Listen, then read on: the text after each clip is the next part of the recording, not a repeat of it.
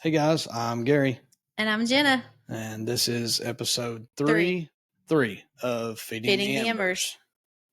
So, on our last episode, we left off talking about our struggles and kind of how we had overcome infidelity in our marriage, and it was just starting to be good again. We talked about all the hard things, but in this episode, we get to share a lot of the good things. The and beginning the of beginning of the good. I Yep. don't know. It was just bad, and then the it rebuild. wasn't. The rebuild, yes. So, after we made everything right together that night, that was when Hurricane Helene hit, and we did talk a little bit about that. We were stuck. Power. We lost power. We were stuck in our house for several days, and that's when God really just put us right back together. We were back meshed in. And then after that, I went back to work. Of course, I was a high school teacher. I'm a nurse by design. I'm a nurse, but I taught in the high school and taught a lot of the nursing classes, and went back to work and went back to reality. And that was hard for both of us because we had been together in the house for so many days, and it was hard to separate and go back to normal, so to speak. Went back to work. Everything was great. We were great. And God kind of started talking to me.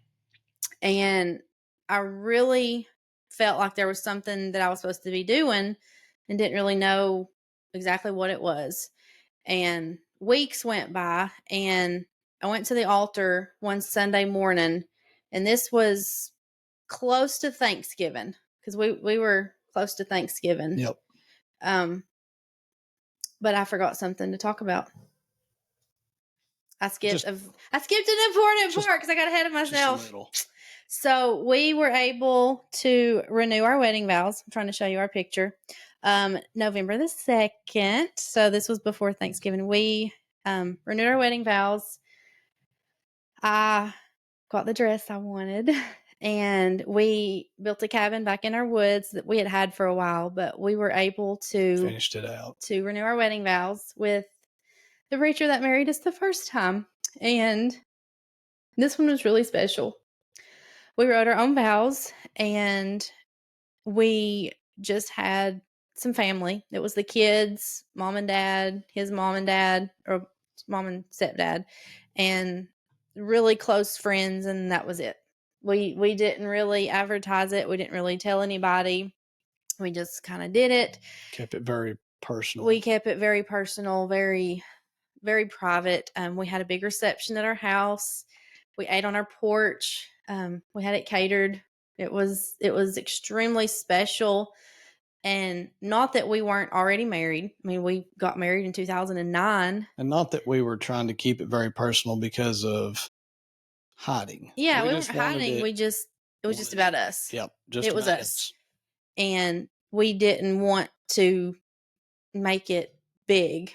We just wanted it very personal, very, very much just me and him and God. So we were able to renew our wedding vows November the 2nd. After that is when I went to the altar at church, and God kind of told me, Jen, I want you to quit your job. And I thought, that's the craziest thing I've ever heard. But no. He also told me the exact same thing. Yeah, and I didn't know this for a long time. Yep. I didn't know. I was like, no, that's really weird. We need my job. We need the money. I was very careful, and I wouldn't call it apprehensive about like bringing it up to her because to rewind it all the way back years ago, we had kind of kicked around the idea of you staying home and homeschooling the kids. And we were both not as sold on it as we were at this point. We were not sold at all. And so when God told me, he basically said that that's what he wanted for our family. And I kind of started arguing just a little bit with him. And then I realized that that's really what he was wanting. Yeah. And I was not really apprehensive about bringing it up to her, but I mean, I was very careful because we had just come through a pretty tough time, and I wasn't wanting to rock the boat. No, and I have been known to be very stubborn. Yeah. And Which yeah, that was another. That's some more stuff we're going to talk about. But hurdle. But he told me to quit my job and to come home. And about that same time, Jackson, our oldest, really started struggling in middle school. He was in 7th grade. Yep. And he was getting mixed in a rough group. The school he was at was just not good. He was picking up some bad habits and becoming a kid that he wasn't. Yeah. And so we pulled him out of school and started homeschooling him. And then about the same time, God was like, okay, you're going to quit your job too. And I'm like, no, I'm not. And I had kind of argued with him, and I had in myself, I was like, okay, fine. I'll quit my job, but not until after the school year. I'm going to finish the school year because I agreed to do the school year. I signed up. I'm under contract. I'll finish the school year and then I'll quit my job. That was my way of kind of bargaining with God, I guess. And no, he was like, no, you're not. No, you're going to quit your job. God doesn't negotiate. No. There's no negotiations. He said, you're going to quit your job. And all this was just kind of in a week time span, I guess. Much. And then I went to the altar. I think I went to the altar again. Yeah. And I got it from the altar and I was like, okay, yep, this is what I have to do. And I remember standing up and saying, I know what I have to do. It just scares me to do it. Mm-hmm. And I didn't tell anybody at church because one of my assistant principals I go to church with. Yep. And later on, I found out his wife, after service, told him, you're losing Jenna. She's quitting her. She's leaving. She's not going to be teaching anymore. And he was like, no. And sure enough, I went to work Monday. I went to work that Monday and cried my eyes out. I could not get through anything without crying. Because I loved my job. It was my dream career. I had went to school and got multiple certifications, loved what I did, loved the students, and really felt like God had put me where I needed to be until he was like, okay, something else now. So turned in my notice. But I think that's think that's important because it really was okay, something else now. Yeah. Because I believe that you were called and you were meant to do that. Oh, for sure. Then. Yeah, then, like, but that whole time period before that was not a mistake. Like, no, that's what you right. You were called to do that. I was called to do that. He was calling you to do this. Yep, and he did, and he pulled me out of that calling for a better calling. Right. But I didn't see the whole picture for a long time, months, even after coming home. I didn't get it. I didn't understand. And I remember packing up my classroom and I just cried the whole time I was packing my boxes. I'm like, Lord, I trust you, but I really don't understand. I really don't understand what you're doing. I don't understand why I have to leave my dream job, but okay. My students were very sad. My coworkers were very sad. Administration was shocked because I had just started that job. And I think that's important too.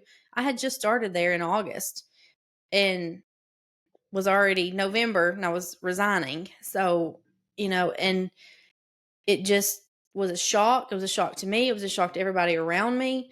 But God just kept saying, quit your job and go home. Quit your job and go home. And we pulled Isaiah, the youngest, we pulled him out of school. So he went through December. And in December, he had major ear reconstruction at Vanderbilt. Yep. So I was out of work for like a week and a half with that, which used up most of my vacation time that I had and my sick time. So, God did everything and it was just this big puzzle piece that just worked and fit together. So Christmas break, I came home and we had nothing lined up. Of course, I wasn't going back to work. I had no job. I had no income other than our goat milk soap business that we do. And that was just a hobby. We didn't have anything. We had his job, and we had lived for 15 years on two incomes, and now we had one. And it was a huge leap of faith. And we did it because God told us to do it. And looking back, oh, there's so much. There's so much that He has done and blessed us. And I mean, we could talk for hours and hours, but we'll put it into episodes so you guys can be a part of it too. And we don't want to condense it all down. No, because there's so much. But I mean, it's almost like He knew what He was doing. He did know what He was doing. And we didn't, but that's okay. I had no idea. And for months, even, you know, into the springtime, I was still like, I don't get it, but okay. It's great. I don't have to go to work in the morning. I liked that. But in January, during Sunday morning service, the very first thing that God kind of used me, I guess you could say, gave me a job. Since I didn't have a job, God gave me a job. He gave me a job, many jobs since then. Mm-hmm. And He told me during Sunday morning service, He said, I want you to write a book. And I'm like, what? I was writing a cookbook at the time, and I thought, yeah, I am. I'm writing a cookbook. He was like, no, I want you to write a devotional book. And I was like, well, okay. So that Sunday after church, we went straight to Walmart and I bought a book, just a pink journal. And I was like, okay, now I have my book. What am I going to do with it? So I had that and I was like, okay, I'm listening. And he started talking to me. And there's so much. It's hard to get it all into words. But he started telling me, every day, I want you to get up and read your Bible and just listen. Just listen. And I feel like that is something to really hone in on, because when in the midst of all of our troubles, all Gary would pray was, God, just let her listen to you. Just let her listen. Speak to her heart. Speak to her heart. Just let her listen. Just let her listen. And now, months later, I'm like, okay, God, I'm just listening. And obviously that's because that's what He wanted. I mean, that's His plan, because I wasn't listening at all. And He just wanted me to listen. He just wanted me to listen and be the light. And that's what He kept telling me, just listen and be the light. So I was listening. Every day I would get up and I would read. And I never knew where I was going to read, but He always put me where I was supposed to be. So for months, I would read and I would write. And I have a 30-day devotional that I wrote, and it's all based on my journey with God. Yep. And that's its title, My Journey with God. And this is where it all started. And every day, Gary would leave me a little note. And sometimes the notes helped with the day's lesson, and sometimes it just was encouragement for me. Some of them are spread throughout my Bible. But every day I would just listen and write. And going back and reading this book, when I was transcribing it for my publisher to go to print, I couldn't get through it. I would sit at the table and I could not get through this book without crying, because I can see the growing, the progression. Thank you. I can see the journey. Yep. Of me, because the very first devotion for day one is worry. I mean, I had just quit my job. Yep. Worry. Of course, I was terrified. I was worried. That's the first thing He gave me. And then it goes through all the way to day 31. I'm sorry, day 31. And day 31 is my purpose. So in those 30 days, that's found your purpose. I found my purpose, and I found out why I was called to quit my job. You know, I was called to quit my job to be a wife, to be a mom, to educate my kids, to focus on my family. And to just do whatever he needs me to do. This podcast, for example. I mean, if I was at work, focused on work all the time, we would never have the time or the desire, the energy to do what he calls, because I was so focused in my career. I let everything. There was so much that just kind of was pushed to the side because that was my focus. And now my focus is God and what he wants, and I'm listening to him. So whatever he tells me to do, I'm like, okay, I can do that. And it all started with quitting my job and coming home. And I don't know. I guess if I could give you any encouragement, it would be, if God's telling you to do something, do it. You might not understand it. You might question it like I did. Or you may just think, are you sure? Is that really what you want? If that's what he tells you, that's what you need to do. And it could be anything. It might be quitting your job. It might be moving. It might be calling somebody or going on a mission trip. But if he's telling you something, you really, really need to follow it, because he might have you write a book. I never thought that I would ever write a book, but that's what he asked me to do. So that's what I did. And going from in the darkness, of course, if you listen to the last episode, you know how dark that time was for me. Very dark. I didn't even know that I had an ember, didn't even know that I had a light, to writing a book, to now it's a huge, huge change. But it all started with listening to God. And I will let you tell a little bit kind of how it was from your side. So, hearing you talk and hearing your perspective of the uncertainty because of all the effort and time and devotion and that you had poured into getting to where you were in your career, and then basically having to surrender to what he was calling you to do, and that was walk away from that, I guess, into something else that was uncertain and you didn't understand all of it.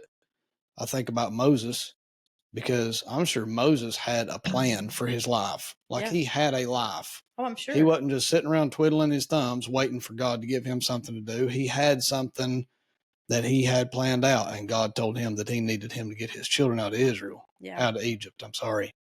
And God didn't give Moses a map and say, put foot here, put foot here, and this is how I want you to do it. Moses was led by a cloud during the day and a pillar of fire by night, and he just had to follow God. Yeah. And that's a lot of the way that we find ourselves sometimes. But it was a struggle to watch her accept the calling, I guess. Well, because I wrestled with it. And wrestle with it so much and not fight against it. And I was very careful to try to encourage her and not make it sound like I was pressuring. Right. Basically, because pressuring was not what she needed. She needed encouragement. So I just did a lot of praying and did a lot of encouraging as best that I knew how. Yeah.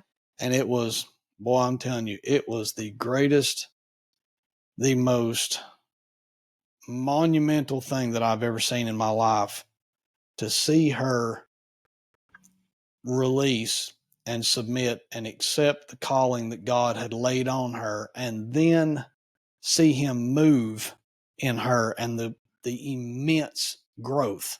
It was like a little tiny flower bud that folded out into this massive flower. And it was, honestly, I'd known her for 16, 17 years at that point. And I'm telling you, it was a completely new person that was stronger and more in tune with herself and us, me and the kids, and God. I had never, ever, and from the time that I met her, even dating, I never knew that person. I didn't know that person. It's a totally new person. And it wasn't, and I think it's because even when we were even dating and early marriage, boy, you were hyper focused on your goal. And I'm not saying that being driven or goal minded or whatever you want to call it, that's not a bad thing. No. But that was the only thing I saw. It was, I mean, I hate to say it, but we kind of took the back burner to all the certificates and the degrees and the career. I know. And it's not that I was like, all right, finally, I'm, on the front burner instead of the back burner. It was encouraging to me to see the growth that, well, you talk about a cup running over. Her cup literally got completely filled up and ran over and fed me and fed everybody around us. Yeah. And that was encouraging to see her finally submit and accept the calling that he had given her. And the book, the devotion book, that was a game changer because it gave her a focus. It gave her a focal point every day to not only write a devotional book to maybe help somebody else, but that book helped me. For you. That book was for me. That was your devotion to yourself and your devotion to God. It's my journey with God. Yeah. It's not a journey with God to help me. Yeah. Me, Jenna. This was, I wrote it basically for me, but he wants me to share it with others. So it's getting printed. In the infancy stage of the devotion book, the theme that you kind of had was for the home. Yeah, for homesteading. For the homeschooling mother. Right. And a lot of the themes that are in each day is kind of like when you're doing your laundry. Yeah, we're doing in your garden, feeding your chickens. So there was a theme, and then I'm not saying it got away from that theme because it still is about it grew into something because your relationship. Yeah. My relationship with God grew. And your relationship with yourself grew. Yeah. And your relationship with me grew. Yeah. And the kids. Oh, yeah. So to see that progression, I've never seen anything like that. And I don't know how I ever would any other scenario. It's just God. I mean, if you ever get to witness somebody close to you change into the person that they were truly meant to be from birth, it's nothing like it. Yeah. And that is one of the thing that I am most grateful for. And that's probably what I thank him the most for, was not only bringing her back, but calling her and finding a way to get to her to where she understood who she is and who she was called to be. And I think that's important to expand on that, because how many hats have I worn? How many different people have I been? But it's because you were searching. I didn't know who I was. Right. And I was a nurse and was an LPN. And then I got my RN, and then I wanted to be a teacher, and I feel like God was in all of these steps because he was guiding me. But I would try this hat, and then I would try that hat. And then I was like, oh, I'm going to be a makeup artist. So I did makeup for a while. And then it's like, oh, well, no, I'm going to, what was the other thing? I don't remember. There's been so many random things. And then I went to EMT school because I was teaching EMS in the high school. And I was like, oh, I'm going to work as an EMT now. And I'm like, no, probably not do that. And then, it was constantly, I was searching for something to make me feel whole. And everything had its purpose, and all of those things fit into my calling as a teacher, because I do feel like God called me to be a teacher. But I think my calling and my purpose have kind of, I don't know, they've been a little different, but then they all kind of come together. Yeah. He called me to teach. Teaching was my purpose for a while, but my ultimate purpose that he wanted me to do was to come home and be a mom and focus on my family. And finding myself in that role has been the most fulfilling thing I have ever done. And I have 5 degrees. Yeah. Obviously, I chased titles and certificates and fitting in, acceptance. I'm like, oh, yeah, good for you. That's awesome. Great job. You went back to school again. So I have 5 different degrees or certifications. None of them mattered.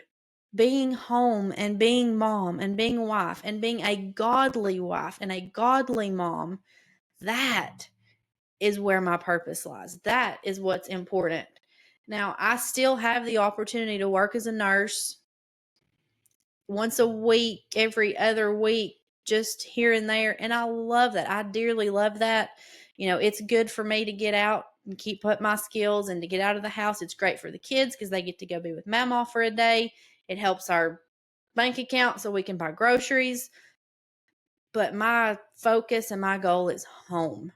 I want to be more focused on what he wants me to do, and that's being home. And that's just the way God made it. And I feel like if a family can do that, there's nothing like it, because that is what God wants out of us as a wife, as a mom. We're the homemaker. We're supposed to pour into our family. Now, I understand that life is the way it is. It takes two incomes to run a household nowadays. And that is so unfortunate, because mamas, we need to be home. We need to be home with those babies. We need to be home providing for our husbands. I am his helpmeet. How can I be his helpmeet when I'm chasing a career? I can't, because the career is my focus. And my whole outlook on all of that has changed since getting a closer walk with God. It has changed so much, because I was all about women in careers. Yes, absolutely. Chase that career. Go earn that dollar. And since I've got closer with God, I have zero desire for that. Zero desire. I don't know that I'll ever go back to work full time, because my purpose is here. And if you read in the Bible, and I've been reading a book about being a helpmeet and being a better wife and a better mom, starts at home. That starts at home. It's going to rub a lot of people's. It's going to rub people raw. a lot of women's eyebrows backwards, as I say it all the time. Yeah. But, and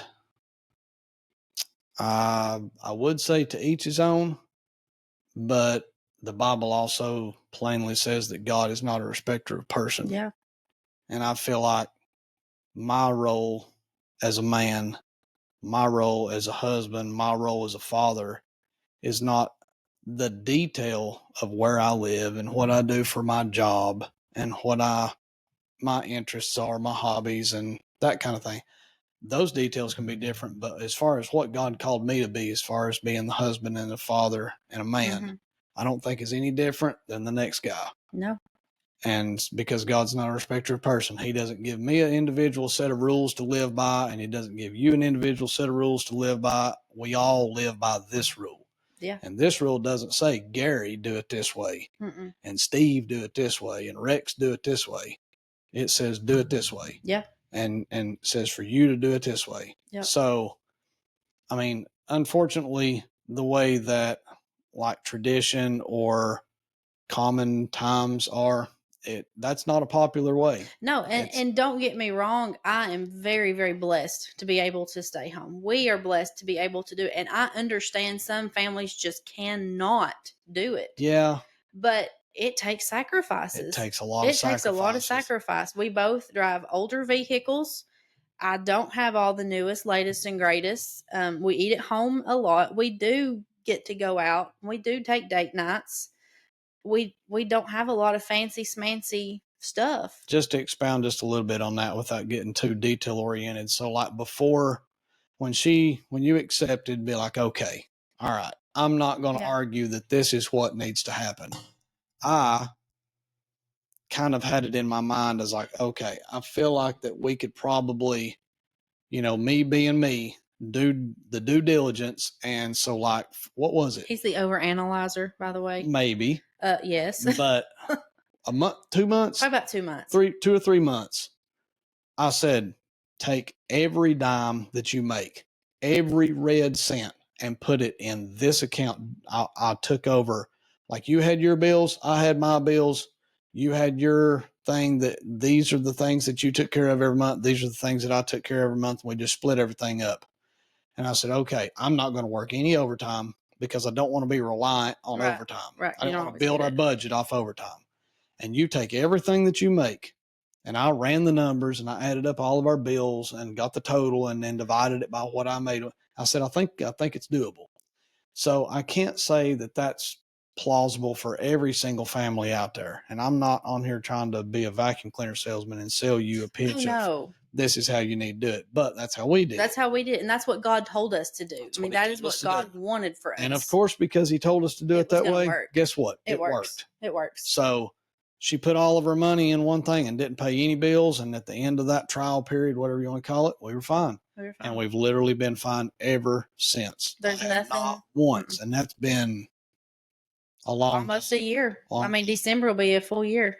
And I mean, every time that I think about this scenario, the scripture of where it talks about God feeds the fowls, even the fowls of the air, they don't put food up in barns and they don't plant crops, but yet he feeds them because they're, and he said, and it basically said, why would he not take care of us? Are we not that much more than the fowl? Right. So, I mean, it was very scary at first. And I was like, okay, all this weight is on my shoulders. She's shouldering the weight up of being the mother and going to stay home and homeschool the kids. And that put a lot of weight on my shoulders. And I said, but you know what? I trust him. This is what he told us to do. And I do not believe, and nothing in me believes, that he would blatantly tell both of us the exact same thing to do and then let us fail. No, I knew that it was going to be all right. And it's always been all right. We've never, not once, had what we need. The bills are always paid. Always paid. We've never been late on a bill. We have food. I mean, we have more food than we need a lot of times. Yep. And I don't pile a bunch of stuff on a credit card. Nope. If we can't pay for it, I do not buy it. We don't get it. But it is a sacrifice. But being able to come home to a happy house, a happy home. Except on Mondays. Mondays are rough. It's a struggle. Mondays are a struggle at homeschool. The whole thing is it has its times, but the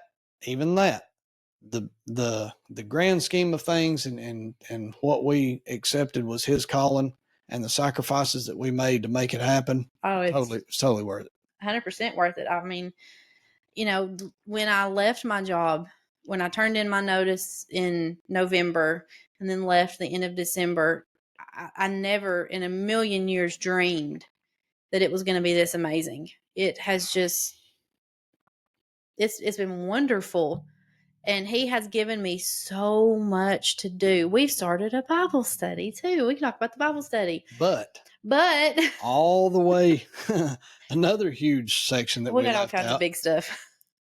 I built her an entire kitchen in the basement.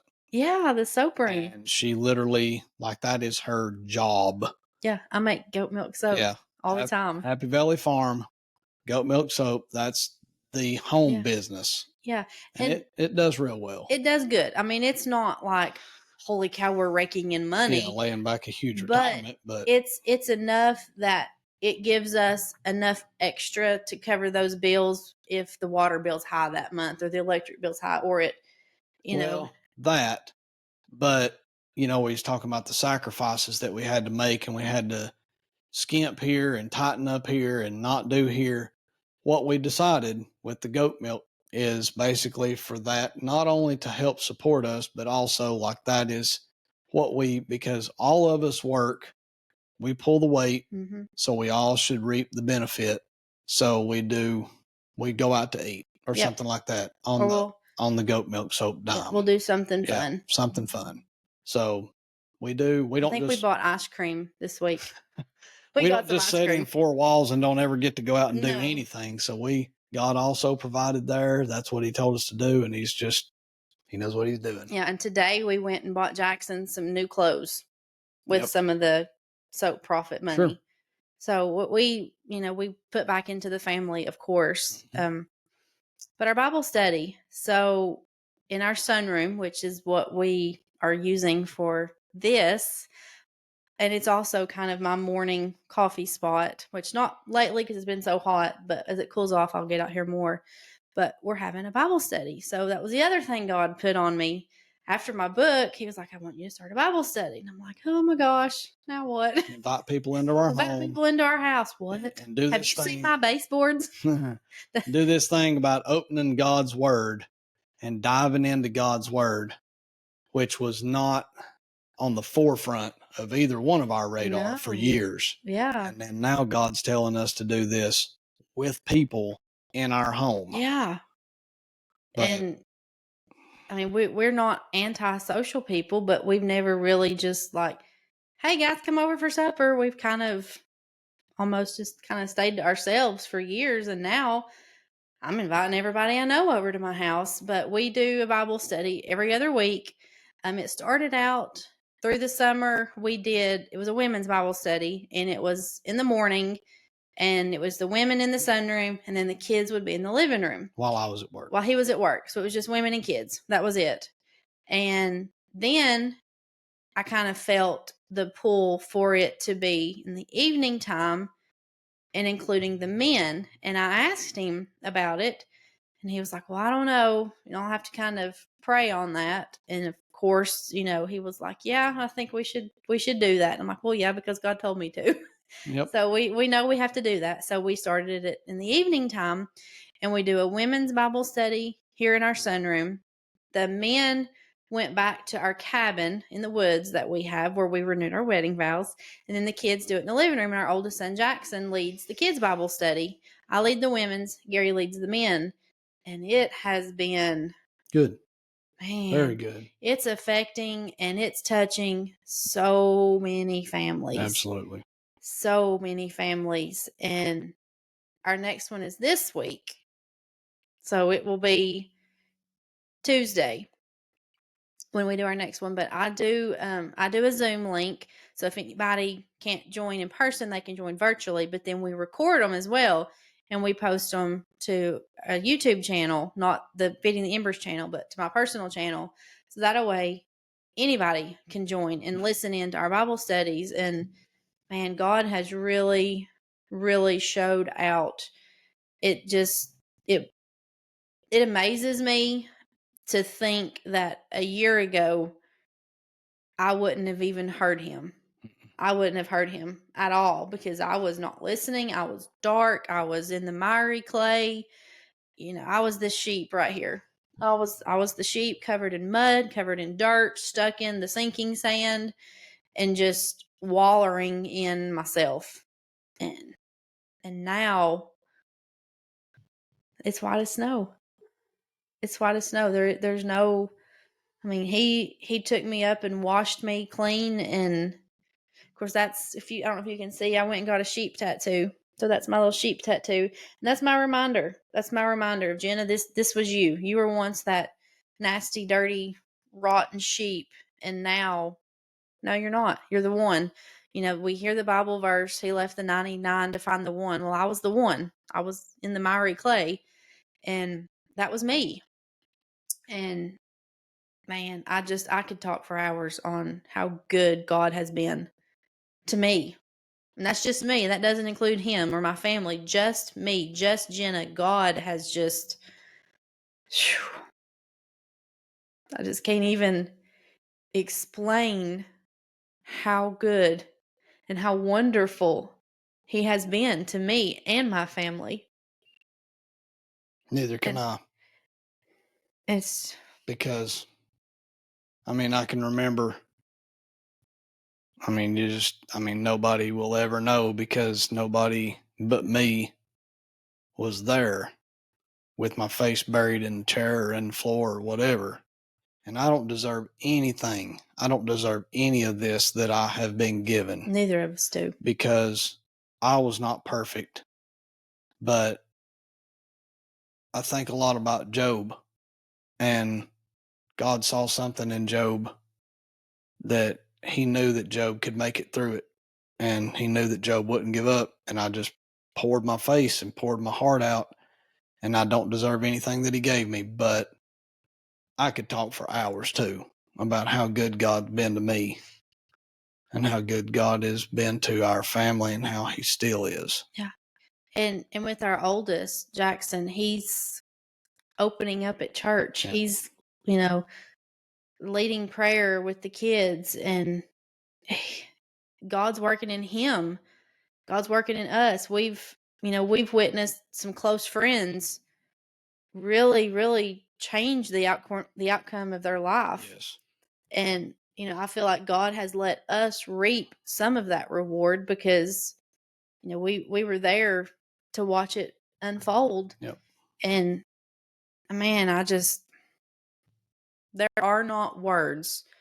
There are not enough words in that Webster dictionary to talk about the goodness of God. No. No, because it's carnal. I know. A I know Webster the dictionary dictionary is is carnal carnal. and this is spiritual. I know. And I was thinking about that when I came home from church today, because our pastor's message today, Rex's message, was you don't deserve any of it. And basically, all the blessings in your life that God has given to you, you didn't do anything to deserve that. It's all because he's just good. Yeah. He's And good. he's merciful. And I He's didn't good. do any of that. And I thought about, all right, I had to be real careful about how I thought about. My point was, it started coming to my mind, all the people, like, I don't even know how to explain this, but after we submitted to God and acknowledged that we weren't where we needed to be with him, and my part and her part separate, a concerted effort was given to try to get back to that place. And the more effort that we put in, the closer we got. Yeah. And the closer we got, the better we felt. And the better we felt, the more harder we tried. Mm-hmm. And it was like a magnet. And we drew to him and he drew closer to us, which is exactly what scripture says that he'll do. And in doing that, we drew closer together. And that void that was between you and I, that I couldn't do anything to close, and you weren't really focused on closing, it just started closing. It did. And the closer we got to him, the closer we got to each other. And in doing that, and this is where I had to be real careful about what I was thinking about, it started coming to my mind, all the people from that point in time when we committed to getting our walk with God back where it needed to be. Where it should have been. He started putting people in our life. Yeah. People from out of the blue. I mean, we knew these people and they were friends, but these people started getting placed into our life. And obviously I won't call names and I won't talk about, because I don't want to put them out, but it was people that had very, very, very serious problems in their life. Yeah. And we had just went through what we had went through. Mm-hmm. And we were pouring ourselves into trying to get, not really even had the mindset of trying to help anybody else at that point. We were still working with each other. I was mending me, she was mending her, and we were mending us. And he just starts putting these people in our life, and lo and behold, and I got to thinking about it. I'm like, you know what? And this is where I had to be real careful, because I do not want, I do not want it to sound like I need any kind of credit, but me being devoted to you in that time in our life brought you closer to him. Mm-hmm. You getting closer to him brought this person close to you. Yep. When she came close to you, it brought her husband back close to her. Yep. And then over here was the same scenario in another couple's life. I know. Came close to you because she saw something in you that was new and fresh. And he came close to me because he saw something. And it was just like this magnet that God had put something in our life that was just drawing people that had needs in their life to us. Mm-hmm. And I refused to put any kind of credit to me. I give all the credit to him, because through my refusal to give up, when the world would have told me to give up. Does that make sense? Mm-hmm. If I would have listened and nobody knew this scenario, like when we were in the pit, when we were struggling and you were basically leaving. Yep. I didn't divulge any of that. I didn't go talk to my friends. I didn't because I refused any kind of outside advice or help. I didn't get advice from nobody. I wanted to pour my heart out to God and let God direct my path in trying to get you back, basically. Yeah. So I said all that because I didn't have these people in my daily life that knew the inside of what we were struggling with and what we were going through. But yet, after I committed my life back to Him and got everything cleared up at Mount Zion Tank and let go of my past and all like that, and became the person that I was called to be too, and you did the same. Here comes these people I know. in our life. And people that we really didn't have daily. We knew them and they were friends. We just knew who they were. We would speak in Walmart. And still to this day, it. Well, I think that you might have shared a few details to a couple of them, but yeah. When they came, it's like when they were getting drawn to our life, they didn't know our struggle. No, but They I didn't know share our details till right. they kind of got closer. That's what I'm saying. So it wasn't like they knew the details of No, what they we had were no dealing idea. with, and that gravitated them to us because of those details. No. He just put them in our life, Yep. and he told us, help these people. Yep. And be a light and an encouragement to these people. And sure enough, man, that just created this web of help I know. amongst all these people. And then those families are going to go out and help Absolutely. this family, and this family is going to go help Yes. this one and this one. And it just. And it's the same in your life, because Yep. if you lay down and if you drop your cross, you know, he's all here about carrying your cross. If you drop what God has laid on your heart to do, and if you give up, basically, it's not just affecting you. It will not just affect you. You can't just, it affects everybody and people that you would never even imagine that it would affect. Mm-hmm. But if you'll do what God wants you to do and follow his will and stay steadfast, yep. even in the tough times, it'll affect people that you never knew that it would affect. And it could, I mean, generations. And we kind of have this thing, oh, we're changing generations. Changing generations. But we are. Yes. We are. Our kids, our grandkids, which will change our great grandkids, which will change our great great grandkids that we'll probably never even see. But this changed their kids. I know. And their kids. I know. And they'll change their kids. I know. So it is generational, but it's not just our. No, it's not just us. That's just the ones I was. Yeah, right. Yeah. But I wanted to read something. That's what I was flipping through trying to find. And this is from. Oh, sorry. This is very familiar scripture, and you hear it all the time. But until you go through something like we went through and have come out like we have come out, it don't click. So I'm going to read it. It's Romans 8:28. We hear it all the time, and we know that all things work together for good to them that love God, to them who are called according to his purpose. Now, what we went through was not of God. No. The darkness I was in was not of God. It was not good. But all things work together for good. Yep. All things work together for good. The bad things work together for the good. The evil things work together for the good. You could replace all with what you're going through. The infidelity works together for good. No, it's not of God. No, God did not want that. No, God did not approve it. But look at the good that has come out of our trial. Look at the good. The good came out of our trial because he was allowed back into our trial. Because we fixed our relationship with him, because we love God. To them that love God, to them who are called according to his purpose. Yeah. We allowed him back into our life and our struggles. Yep. And he fixed it. He was the ointment that healed the cut. Whereas if we had not let him back in, it would have just festered. Oh, yeah. It would have festered. Yeah. Yep. We are more than conquerors through him that loved us. People say, how do you do that? And how could you do that? And how can you get through that? And I was sitting in my recliner and was just broken, like all the way broken. And I was trying to read because I knew that in this was strength. I knew that this is what I needed. And that if I could just pour myself into this, that I would find the help that I needed in here. And he gave me one verse, Ephesians 5:25, and it said, husbands, love your wives as Christ loved the church and gave himself for it.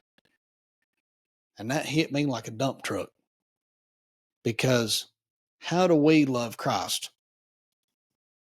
We don't love Christ like he loves us. We know that. But think about the way that we do him sometimes. We're not always faithful to him. No. We're not always what he wants us to be. And he's not on the front burner. A lot of times he's on the back burner. And we've got this other thing, idols, whatever you want to call it. Right. We put something before him. You put something before me. I wasn't on your front burner. I was on the back burner. You did me wrong. But I do Christ wrong a lot. And what does he do? He doesn't kick me to the curb, and he doesn't say, well, time for you to leave. No. He loves us. He says, come here and hug me. But he also doesn't grab me by the throat and drag me back to him. No. He just loves me. Mm-hmm. And he's there if I'm ready and willing to come back. Yep. And if I'll come, the Bible says that with a broken heart and a contrite spirit, if I will come back to him with a broken heart and a contrite spirit, truly sorry for what I did, truly looking, godly sorrow worketh repentance, truly looking for forgiveness, he's there to forgive me. And that hit me like a ton of lead. How? And mind you, he already told me what was going on before you did. So I knew I was already dealing with that. And that gave me the strength that I needed to know that that's how I have to look at this. I do him wrong all the time, and he just loves me. And he's just there if I want to come back to him. So that gave me a lot of strength. And he gave himself for me. And that's what I have to do. I have to give myself for you.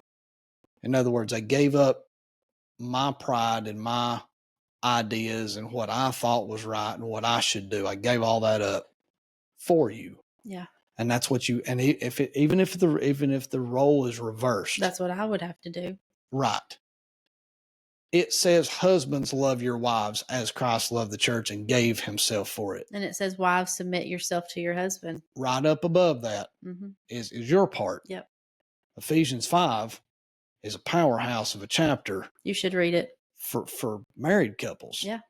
Proverbs 31 is a powerhouse of a chapter for married couples. Absolutely. This book is everything. It's a guideline of how to make it successful. Sure and is. this is what was missing. I know. That's what was missing in us. But we have fixed it. Yeah. We have fixed it. So maybe you're struggling. Maybe you're struggling in your marriage like we did. It doesn't have to be the same thing.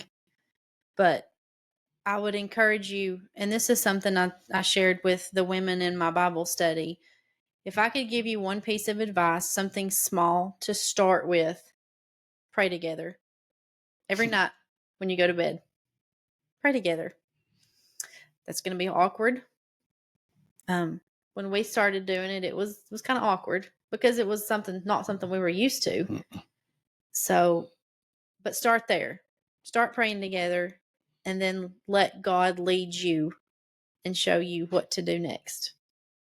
Can I tell them the statistics? Yeah, tell them the statistics, of course. She looked at me like I had 3 heads on my shoulders. Well, you kind of did at that time. And I said, I know. It's awkward for me too.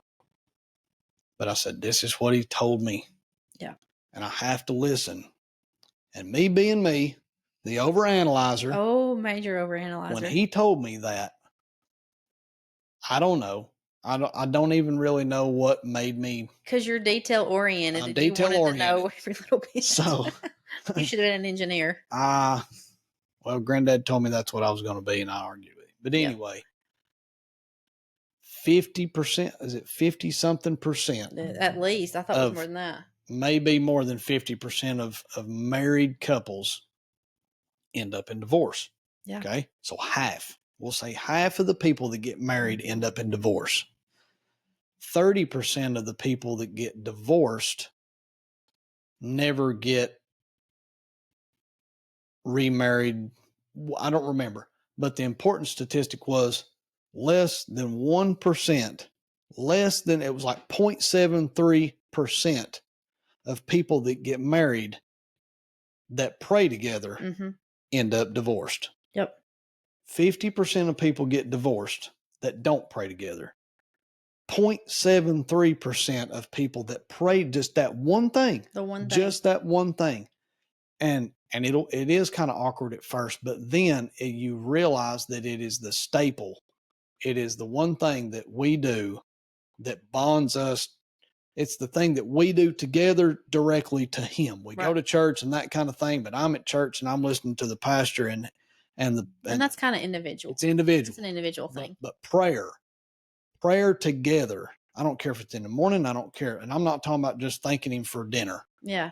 I mean, that's good. But I mean a concerted time of prayer together. Just you and him. Just you, talking. Just you two. That one thing drops it from 50% to 0.73%. I wonder why that is. I don't know. Because because you're putting him in your marriage. And the closer you get to God, the closer you are. Like, and I remember in Sunday school when I was younger, it said that a marriage was like a triangle. You know, this is you and your husband. This is God. The closer you get to God, the closer you get to each other. Basically. Yes. And I remember him drawing a triangle. That was Mr. Bundy.